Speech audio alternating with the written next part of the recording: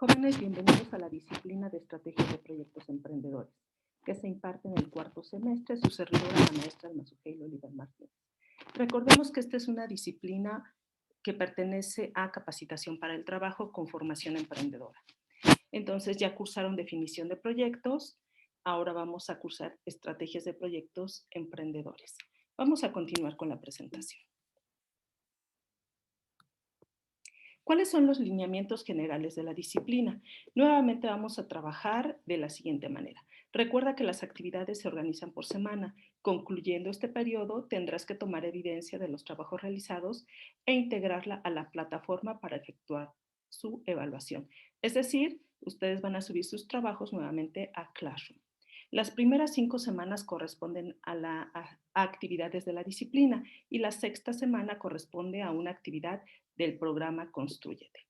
Te pido por favor que designes una libreta para esta disciplina. De esta manera tendrás tus apuntes en orden o bien utiliza hojas blancas, hojas recicladas, pero intégralas en un folder. Con lo que respecta a la primera semana de trabajo, bueno, vamos a revisar cuál es el programa de la UAC número 1. La UAC número 1, en este caso, se llama Todo en Regla. Vamos a trabajar con los siguientes puntos: marco legal, registro de patentes y administración de recursos humanos. Vamos a empezar en esta primera semana con el concepto de sociedad mercantil, es decir, vamos a ver qué es una sociedad, ¿sí? Cuáles son las características de las sociedades mercantiles en nuestro país y la clasificación de las sociedades y trámites legales. Vamos a trabajar también con lo que es el registro de la patente. Vamos a ver qué es una patente, ¿sí? Qué es una marca, y también vamos a adicionar, en este caso, todos los trámites que se tienen que realizar para poder registrar ya sea una patente o una marca. Y por último, vamos a trabajar con la administración de recurso humano. Aquí vamos a trabajar con lo que es un contrato laboral y aquellos recursos que se manejan dentro del área de recursos humanos. Vamos a empezar a trabajar con lo siguiente, con el marco legal. Para eso, les voy a pedir por favor que anoten estas preguntas, las investiguen y las respondan en su libreta. En primer lugar, ¿qué son los impuestos?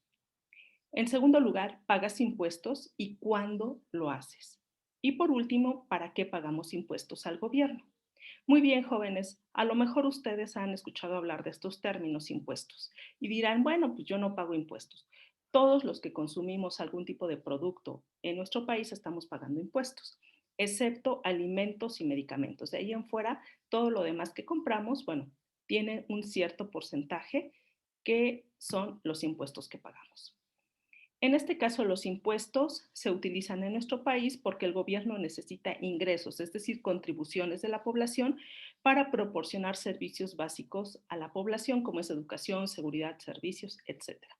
Entonces, si tú adquieres cualquier tipo de productos, en ese precio que estás pagando va inmerso cualquier impuesto.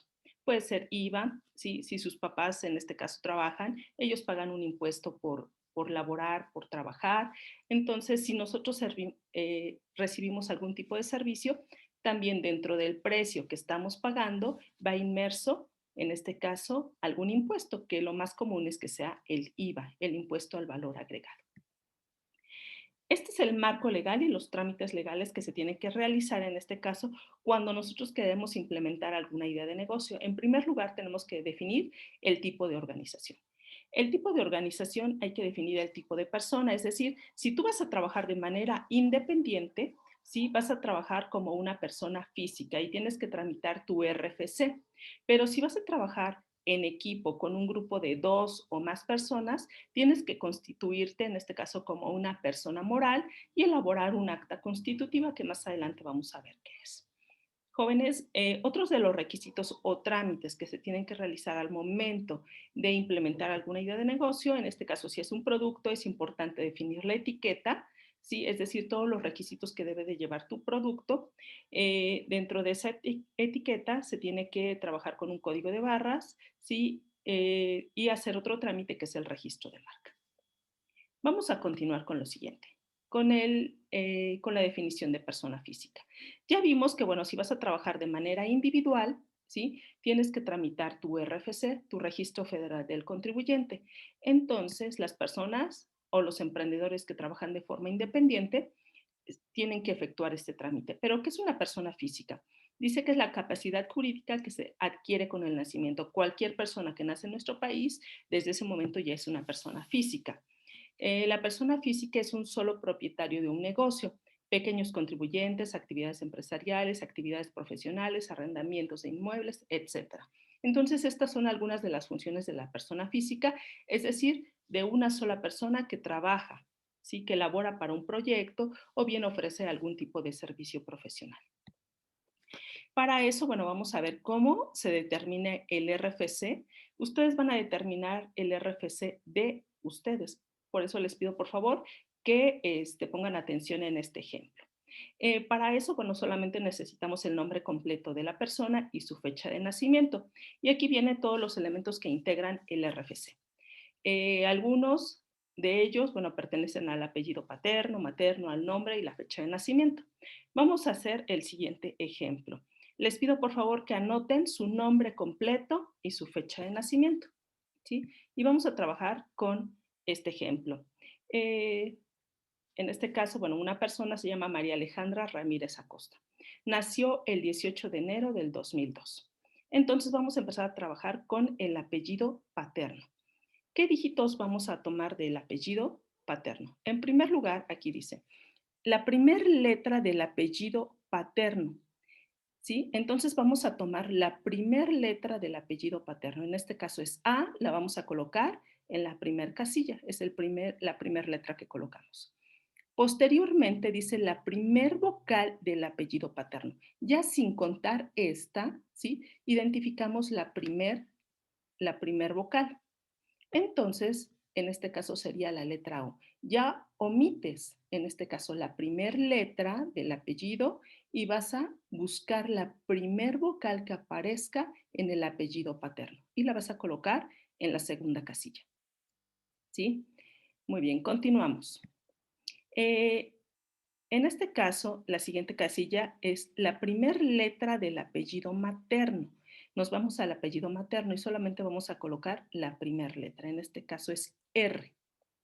Posteriormente, ¿sí? En la siguiente casilla dice primer letra del nombre, excepto para mujeres María y para hombres José. Por eso puse esto como ejemplo.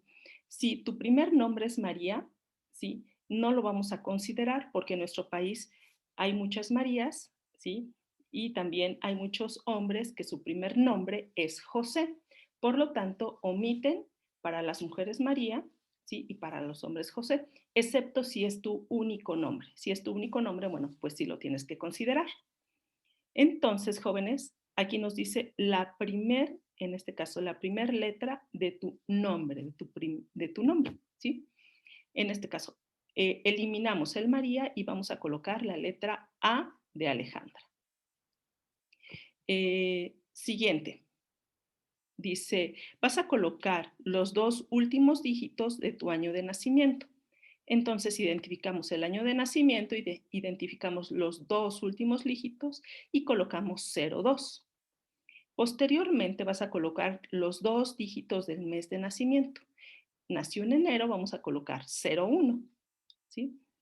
Y por último dice los dos dígitos del día de nacimiento. En este caso colocamos el número 18. Y hasta aquí quedaría integrado el RFC, que es muy parecido o similar en este caso a la clave CURP. Sin embargo, bueno, el Registro Federal del Contribuyente es un registro que se hace ante la Secretaría de Hacienda y Crédito Público y ella se encarga de colocar una homoclave, que son 3 casillas, 3 dígitos, ¿sí? Que lo que hace en este caso el SAT, Sistema de Administración Tributaria, es colocar una clave única integrada por números y letras. ¿Para qué? Para que no se repita ningún RFC en nuestro país. Anteriormente no se daba el RFC con homoclave, por lo tanto había RFCs que se repetían. Para evitar esa problemática se tuvo que crear, en este caso, la homoclave. Pero eso ya es una clave que da el RFC, el Registro Federal del Contribuyente a través del SAT. Entonces, jóvenes, hasta aquí sería su RFC. Les voy a pedir, por favor, que ustedes determinen el RFC de ustedes. A ver, jóvenes, ¿qué pasaría si con estas 4 letras se forma una palabra antisonante? Lo que hace el sistema de administración tributaria es colocar una X para evitar que se forme una palabra antisonante, porque sí llega a ocurrir, ¿sí? Entonces, esta es una clave única, no se tiene que repetir, es por eso que la maneja en este caso el SAT. ¿Y para qué se utiliza? Una vez que ya son mayores de edad, se puede tramitar el RFC y es una clave que tú necesitas para poder pagar impuestos a través de los ingresos que tú recibes, a través de vender algún producto, ¿sí? A través de a lo mejor brindar algún tipo de servicio o desempeñarte en una actividad profesional. Entonces, es una clave única que te sirve para el pago de los impuestos. Muy bien, jóvenes. Entonces, dentro de las actividades que ustedes tienen que entregar en esta semana es determinar tu RFC. Como ya les dije, escribe tu nombre, tu fecha de nacimiento y sigue estas indicaciones para poder determinar y calcular tu RFC y compruébalo con tu clave CURP. Entonces, estos primeros dígitos tienen que ser los mismos que tu CURP. Muy bien, jóvenes, lo vamos a dejar hasta aquí. Espero sus trabajos para esta semana. Gracias por su atención.